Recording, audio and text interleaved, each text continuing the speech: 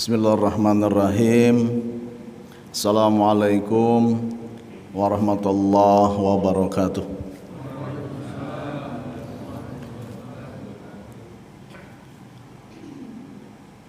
Innal hamdalillah nahmaduhu wa nasta'inuhu wa nastaghfiruh wa na'udzu billahi min sururi anfusina wa min sayyiati a'malina. May yahdihillahu fala mudhillalah wa may yudlil fala hadiyalah. Asyhadu an la ilaha illallah wahdahu la syarikalah wa asyhadu anna Muhammadan abduhu wa rasuluh alladzi la nabiyya ba'dah. Bapak-bapak, ibu-ibu hadirin jamaah salat subuh Masjid Al-Manar yang sama-sama mengharapkan ridha Allah Subhanahu wa taala. Alhamdulillah, segala puji dan syukur mari sama-sama kita kuatkan kembali untuk lebih jauh memaknainya terhadap seluruh kenikmatan-kenikmatan Allah yang Allah anugerahkan, yang Allah percayakan kepada kita, dengan kenikmatan yang tiada tara, dengan kenikmatan yang tidak pernah habis-habisnya, dengan kenikmatan yang andaikan dicatat dengan tinta seluas lautan dan dengan pena sebanyak ranting pohon di dunia ini, maka itu semua tidak akan pernah mencukupi. Kenikmatan yang Allah curahkan dengan dasar kasih sayang, yang dengan nikmat itu tentu kita berharap menjadi bagian yang utama dalam proses kita memantaskan diri tampil sebagai manusia-manusia yang dikehendaki Allah. Yang dengan nikmat-nikmat itu kita berharap bahwa Allah memberikan kemampuan kita untuk senantiasa kembali meraba diri bahwa siapapun kita adalah khalifatu fil ardh, khalifah Allah di muka bumi yang punya tujuan-tujuan besar untuk memakmurkan, untuk mengagungkan asmanya Allah. Dan tentu saja bahwa harapan ini senantiasa kita kuatkan kepada Allah. Ya Allah, dengan segenap kelemahan dan keterbatasan kami ingin belajar, kami ingin mampu memaknai seluruh kenikmatan-kenikmatan yang Kau berikan, untuk mampu mengembalikan jati diri kita di hadapan Allah. Salawat ma'asalam mudah-mudahan senantiasa tercurah kepada baginda Rasulullah sallallahu alaihi wasallam, kepada keluarganya, kepada sahabat-sahabatnya, kepada para pengikut setianya, yang insya Allah kita semua berharap kepada Allah agar kiranya kita dimasukkan ke dalam catatan, ke dalam barisan orang-orang yang senantiasa berittiba, dan harapan bahwa di yaumil qiyamah nanti dengan izin Allah kita mendapatkan syafaat. Amin ya rabbal alamin. Bapak Ibu hadirin yang dirahmati Allah Subhanahu wa taala,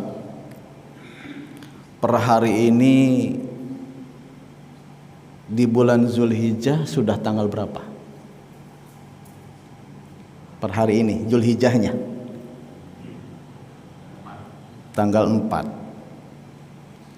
Artinya dalam rentang waktu yang tidak lama, dalam hitungan beberapa hari ke depan, kita akan sama-sama menyongsong satu momentum peristiwa besar, hari raya besar di kalangan umat Islam, yaitu Idul Kurban atau Idul Adha. Kenapa memaknai Idul Adha atau Idul Kurban menjadi sebuah proses penting? Mengapa memaknai Idul Kurban menjadi sebuah proses penting yang sejatinya memang senantiasa kita hidupkan di dalam diri kita? Bukan hanya sekedar peristiwa di mana di sana ada ritual pemotongan hewan kurban. Bukan hanya sekedar satu bentuk seremonial yang mungkin saja di dalamnya ada kegembiraan.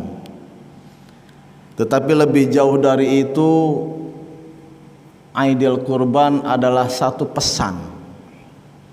Adalah satu pesan besar dari Allah Subhanahu wa taala bahwa sejatinya kita adalah orang-orang yang siap berkorban dalam rangka mendekatkan diri kita kepada Allah Subhanahu wa taala. Kurban secara bahasa itu berasal dari kata koroba yang artinya dekat. Koroba yaqrabu kurbanan, artinya dekat, semakin dekat kepada Allah. Maka tidak berlebihan andaikan pada pagi hari ini kita mencoba menggali makna dari peristiwa kurban ini, bukan hanya sebatas dari sisi materi fikihnya, tetapi lebih jauh kita menggali dari sisi makna dimensi yang lain, dari dimensi akidah. Menjadi dipahami kalau kemudian Allah menempatkan Ibrahim, yang memang Ibrahim adalah satu sosok besar, satu sosok yang tidak pernah bisa dipisahkan dari Idul Kurban. Ibrahim adalah satu-satunya tokoh yang Allah hadirkan untuk kita semua, orang-orang yang hadir berselang bertahun-tahun setelahnya. Ibrahim adalah satu sosok yang dengan segala upayanya terus senantiasa mendekatkan diri kepada Allah dengan berbagai macam cara.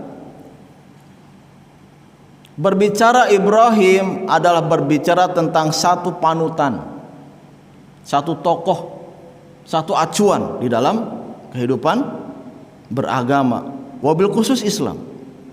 Bahkan untuk kalangan Yahudi dan untuk kalangan Nasrani sekalipun, Ibrahim adalah sosok yang dimuliakan. Kenapa? Karena ada banyak peristiwa di dalam perjalanannya yang menjadi acuan kita, yang bisa menjadi acuan kita dalam memahami dan memaknai perintah Allah. Bapak Ibu hadirin yang dirahmati Allah Subhanahu wa taala, kalau tadi kurban bermakna dekat, maka perlu kita kaji dari sisi mana kemudian momentum ini bisa kita ambil hikmahnya. Momentum ini bisa kita ambil pelajarannya. Dekat kepada Allah sebagaimana yang pernah diajarkan oleh Nabi Allah Ibrahim alaihissalam adalah proses yang sejatinya bisa dilakukan oleh semua orang, termasuk kita. Proses mendekat kepada Allah adalah satu titik balik di mana itu adalah satu bentuk kemuliaan. Kadang kita tidak menyadari bahwa dengan dekat kepada Allah kita akan terangkat menjadi orang-orang yang mulia. Bahkan pada saat yang bersamaan banyak hal-hal yang dirasa menjadi ironis, bahwa untuk mencari kebahagiaan tidak sedikit orang yang kemudian malah menjauh dari Allah. Entah itu karena alasan pekerjaan, entah alasan karir, entah alasan apapun yang kemudian menjadikan mereka semakin hari semakin jauh dari Allah.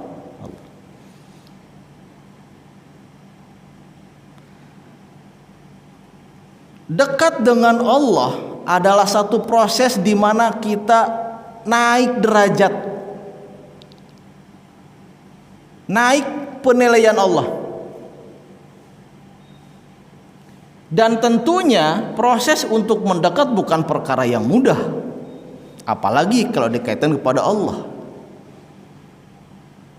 Banyak di antara kita yang kemudian berpikir dengan logika umum, logika sederhana, bahwa bisa jadi di satu titik dekat kepada Allah tidak butuh, tidak perlu bahasanya. Ya, kenapa? Karena hanya menyerahkan kepada logika saja.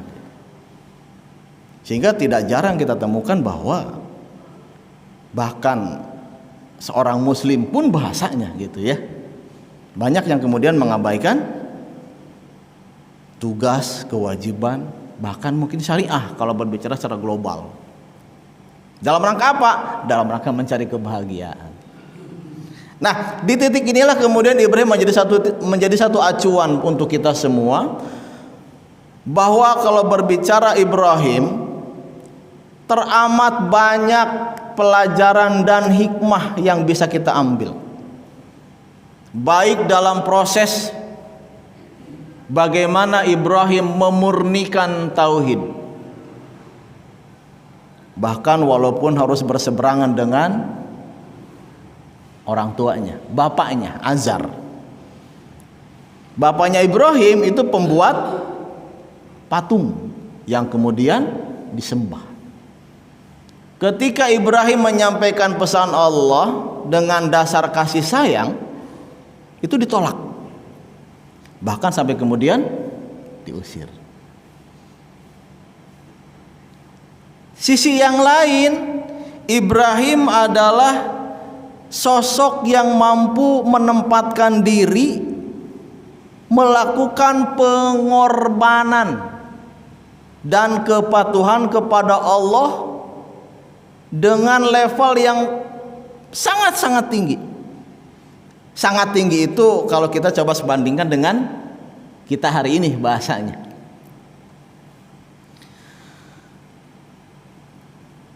Allah menyampaikan kabar itu bahwa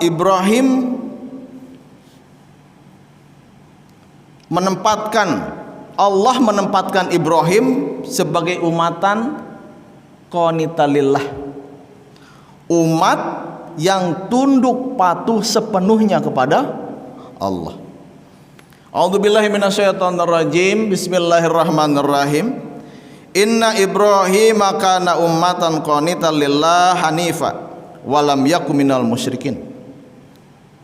Sesungguhnya Ibrahim adalah seorang imam yang dapat dijadikan teladan, yang patuh kepada Allah dan hanif. Dan sekali-kali Ibrahim bukanlah termasuk orang-orang yang mempersekutukan Allah. Ummatan qanitan, satu umat, satu pribadi yang konsisten yang konsisten melakukan perjuangan bahkan pengorbanan dirinya dalam rangka menjalankan perintah Allah. Inna Ibrahim kana umatan qanitan lillah. Sesungguhnya Ibrahim adalah seorang imam yang dapat dijadikan teladan, contoh untuk kita semua. Kalau hari ini kita memaknai Idul Adha dengan sosok Ibrahim, maka salah satu bentuk konsistennya Ibrahim ya dalam peristiwa ini, dalam peristiwa Idul Adha. Ketika Allah menguji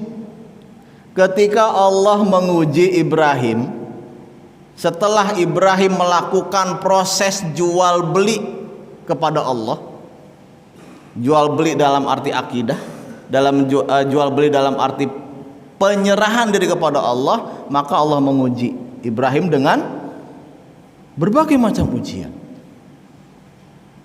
Setelah 80 sekian tahun menikah, Ibrahim belum mempunyai keturunan saat itu dan berharap kepada Allah untuk diberikan keturunan. Kemudian Allah mengizinkan menghadirkan keturunan dari ibunda Hajar. Lahirlah Ismail. Apakah kemudian ujian dari Allah berhenti di situ? Tidak. Bahkan ketika Ismail yang masih merah saja, Ibrahim sudah diuji. Wahai Ibrahim, tempatkan anak istrimu di tempat yang tandus, yang kita kenal sekarang sebagai Mekah. Setelah berlalu ujian pertama, kemudian datang ujian yang kedua. Ketika Ismail, anak yang sangat dibanggakannya, tumbuh menjadi besar, maka hadir juga ujian dari Allah kepada Ibrahim. Dengan perintah apa? Dengan perintah untuk menyembelih, untuk memotong. Pak, kadang-kadang hari ini kalau coba kita menggali makna lebih jauh, sepertinya kok sulit diterima gitu ya. Sulit diterima apa-apa yang terjadi kepada Ibrahim. Sulit diterima oleh logika bahasanya, oleh kita hari ini. Ujian-ujian yang Allah hadirkan untuk Ibrahim. Allah memberikan satu gambaran bagaimana tahap awal dari fase kehidupan Ibrahim ketika hadirnya Ismail, ditempatkan di tempat yang tandus. Allah menyampaikan kabar ini untuk kita di dalam Quran surat Ibrahim ayat ke-17. A'udzubillahi minasyaitonirrajim. Bismillahirrahmanirrahim. Rabbana inni askantu min dzurriyyati biwadin ghairi dzi zar'in inda baitikal muharram.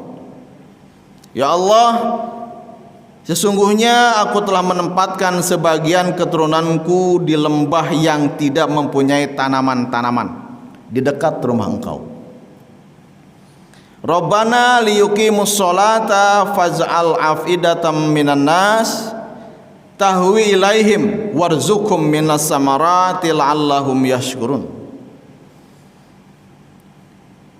Ya Allah, aku menempatkan istri dan anakku di tempat itu, kata Ibrahim. Untuk apa? Satu harapan bahwa nanti keturunannya adalah orang-orang yang melaksanakan sholat. Maka jadikanlah hati sebagian manusia cenderung kepada mereka dan berilah mereka rizki dari buah-buahan supaya mereka bersyukur. Sekali lagi, ada banyak momentum di dalam kejadian atau dalam kehidupan Ibrahim yang kadang sulit untuk menerimanya. Anak yang baru lahir ditempatkan di padang yang tandus. Ketika menjadi besar, kemudian terjadilah mimpi di mana Ibrahim diperintah oleh Allah untuk memotong anaknya. Terkadang saya membayangkan bagaimana jadinya kalau peristiwa Ibrahim itu adalah peristiwa yang terjadi kepada kita. Andaikan yang jadi Ibrahim saat itu adalah kita, bahasanya. Kira-kira mampu nggak Pak? Kayaknya berat banget. Ya, anak yang baru lahir, anak yang sangat dirindukan bertahun-tahun, belum lama lahir, diperintahkan oleh Allah untuk ditempatkan di tempat yang tandus, di padang pasir yang kering kerontang, yang hampir tidak dijamah oleh manusia saat itu. Kayaknya saya pribadi berat Pak. Jangankan ditempatkan di padang yang tandus seperti halnya Ibrahim, kadang ketika digigit nyamuk saja kita khawatir. Ketika susunya habis kita gelisah. Ketika sedikit meriang badannya demam kita kalang kabut. Dan tidak jarang di antara kita Pak, Bapak, Ibu yang nangis ketika anak sakit, walaupun berada di dalam rumah yang nyaman. Kan begitu kalau kita anak sakit pusing, anak mencret pusing. Ini Ibrahim diperintahkan Allah untuk menempatkan putranya di tempat yang tandus, yang jauh dari kehidupan manusia. Tetapi subhanallah Ibrahim mampu menjalankan itu. Ada satu titik kurban, ada satu titik pengorbanan, ada satu titik proses usaha Ibrahim untuk semakin dekat dengan Allah, walaupun dengan hal-hal yang terkadang tidak masuk akal.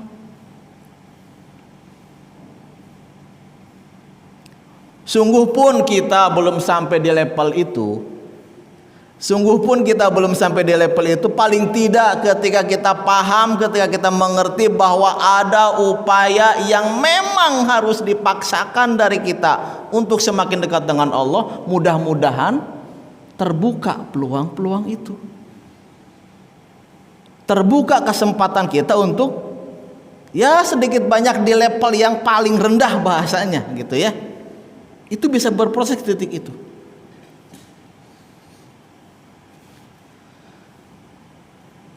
Kenapa? Karena dekat dengan Allah itu semakin meninggikan derajat, semakin meninggikan nilai di hadapan Allah. Begitu juga Ibrahim. Semakin dekat dengan Allah, semakin nyaman nilai-nilai kehidupan Ibrahim.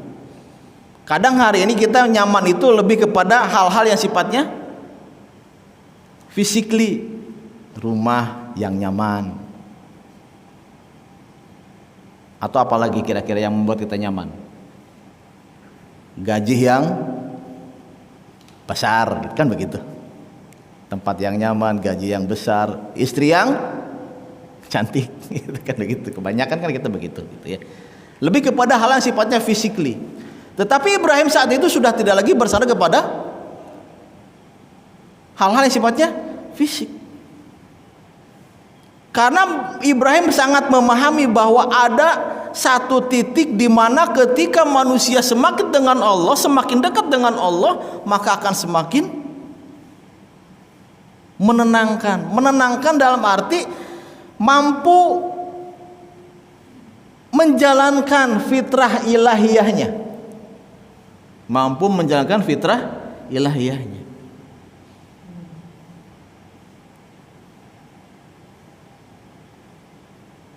Dalam hal yang lain juga ketika terjadi proses pengorbanan, proses pemotongan Ibrahim, setelah beberapa tahun berlalu, Quran menyebutkan, setelah beberapa tahun berlalu ketika anak itu sudah mampu berusaha sendiri, kemudian datang perintah Allah untuk menyembelih Ibrahim.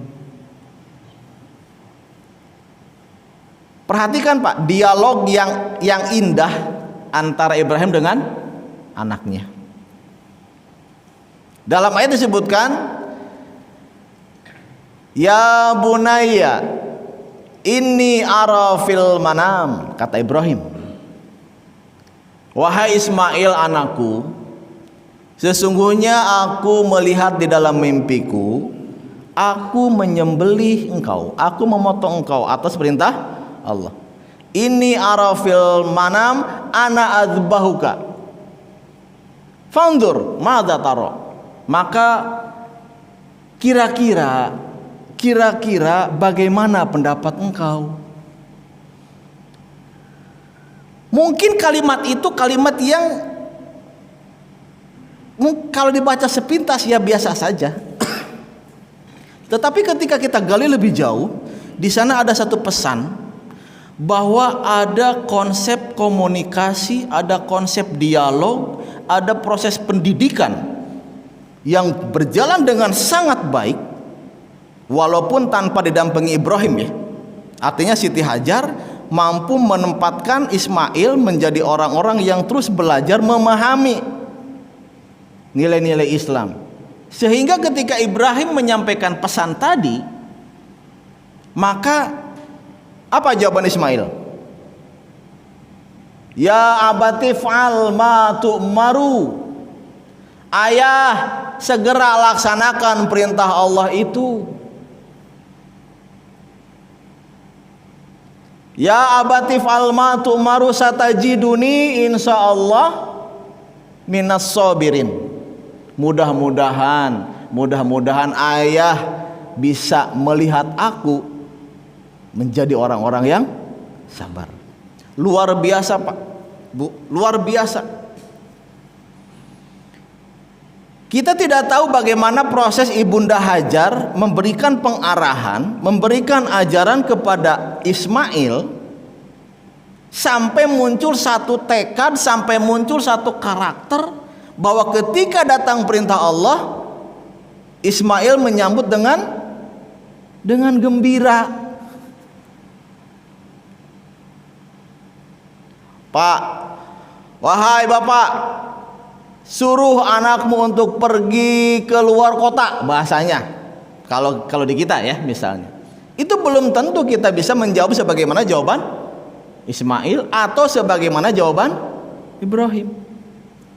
Pernah Pak ada di antara kita yang mendapatkan perintah untuk memotong anaknya? Pernah nggak? Yakin nggak pernah? Yakin nggak pernah? Saya pribadi yakin bahwa tidak ada perintah untuk itu. Dan kalaupun memang ada bahasanya, kalaupun memang ada, yakin bahwa kita tidak akan sanggup. Yakin kita tidak akan pernah sanggup. Apalagi ibu bahasanya ya, ibu itu lautan kasih sayang. Jangankan ada perintah untuk disembelih anaknya sebagaimana perintah yang datang kepada Ibrahim. Anaknya jauh sebentar saja, sedikit-sedikit ingat, nangis, kangen. Ya, itu peristiwa kecil, peristiwa yang sering terjadi dalam kehidupan kita. Ketika Ibrahim dan Siti Hajar mampu memaknai perintah-perintah Allah, kemudian mentransfer pemahaman itu kepada anaknya, dan tumbuhlah satu sikap dari Ismail alaihissalam anaknya yang menjawab perintah Allah dengan satajiduni insyaallah minas sabirin. Itu adalah satu keberhasilan pola pendidikan, satu bentuk usroh, tarbiyah usroh, proses pendidikan, di mana seorang ayah mampu mengkondisikan istrinya, kemudian mampu mengawal anak-anaknya. Kadang-kadang secara pribadi saya suka kesindir Pak. Kenapa? Walaupun mungkin secara umum kita berharap anak istri kita menjadi orang-orang yang soleh dan solihah, tapi proses untuk sampai ke titik itu ya kadang-kadang kita tidak mampu. lebih banyak mendidik anak, mengarahkan, mengajarkan ilmu tentang ketauhidan, tentang Islam, tentang Quran, atau lebih banyak membiarkan anak-anak dengan segala aktivitasnya hari ini kita? Ternyata kita lebih banyak membiarkan anak-anak dengan segala aktivitasnya. Artinya apa? Secara tidak langsung kita dalam tanda kutip membiarkan anak untuk tidak dekat dengan Allah. Dari satu sisi itu kadang-kadang kita bisa merasa menjadi orang tua yang gagal. Kenapa? Kadang-kadang ketika kita meminta anak kita untuk ngaji saja, bahasanya hari ini ya, apa yang kita dapatkan? Tidak jarang mereka menolak dengan berbagai macam alasan, dengan berbagai macam jawaban-jawaban, dengan berbagai macam aktivitas-aktivitas yang lain. Baru perkara membaca Quran saja, baru perkara tarbiyah yang sifatnya masih sangat-sangat sederhana. Ketika perintah itu datang kepada Ismail, Ismail memahami bahwa ini adalah perintah Allah yang punya makna tersendiri, yang punya makna besar. Munculnya bahasa satajiduni insyaallah minas sabirin, itu adalah bukti pemahaman bahwa apapun yang Allah perintahkan akan ada nilai-nilai kebaikan. Apapun yang Allah perintahkan akan ada hikmah. Akan ada hikmah dan kebaikan. Sehingga ketika terjadi kondisi itu, kondisi yang berat, yang sulit diterima, memahami filosofi dasarnya, maka siap.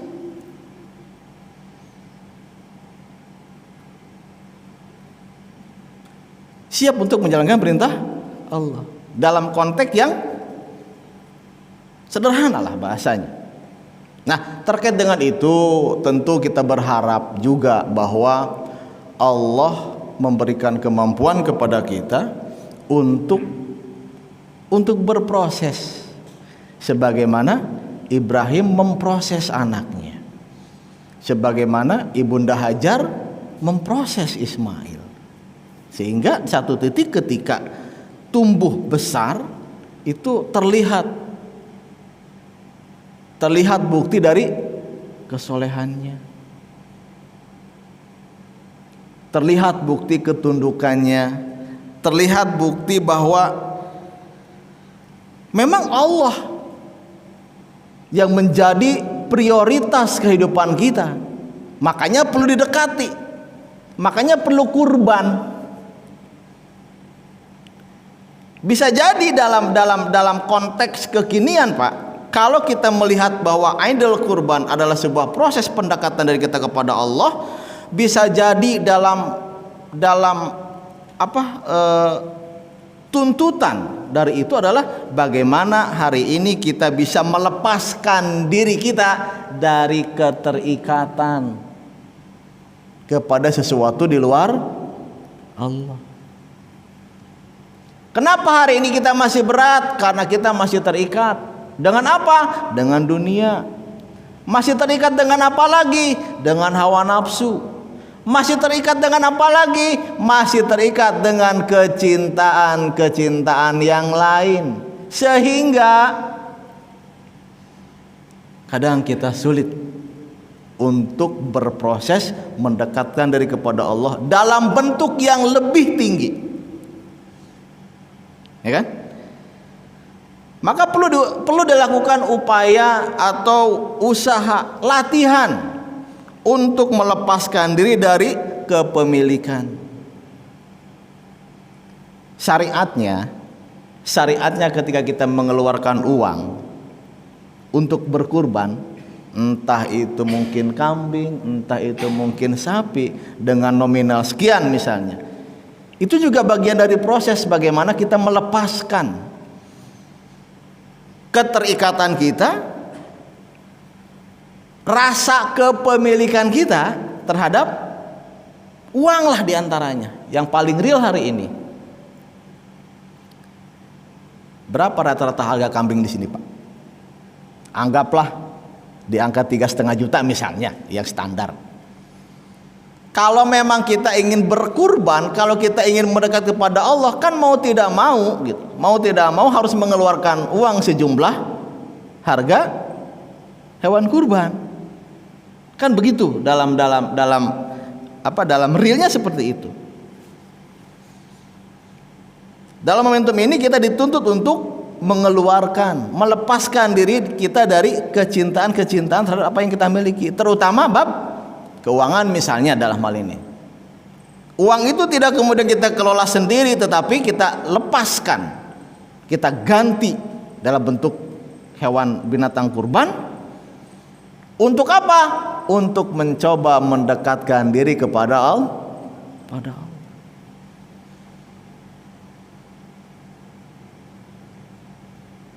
Untuk mencoba mendekatkan diri kepada Allah. Maka inilah barangkali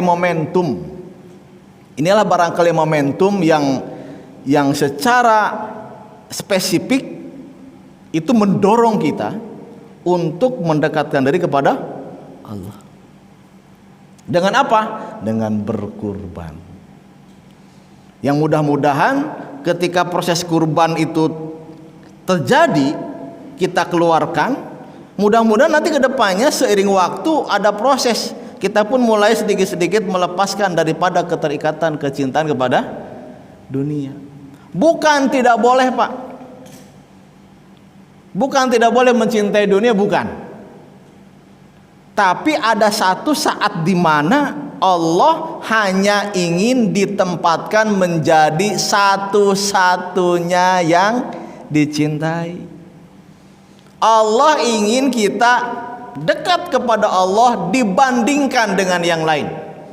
Lebih cinta kepada Allah, lebih dekat kepada Allah dibandingkan dengan yang lain. Bukan berarti tidak boleh mencintai anak, tidak boleh mencintai istri dan harta, bukan. Silakan kita menempatkan anak, istri, harta atau apapun, asal jangan melebihi kecintaan kita kepada Allah. Belum lama ini, Pak, secara pribadi saya ada satu pengalaman yang lumayan cukup menampar lah bahasanya.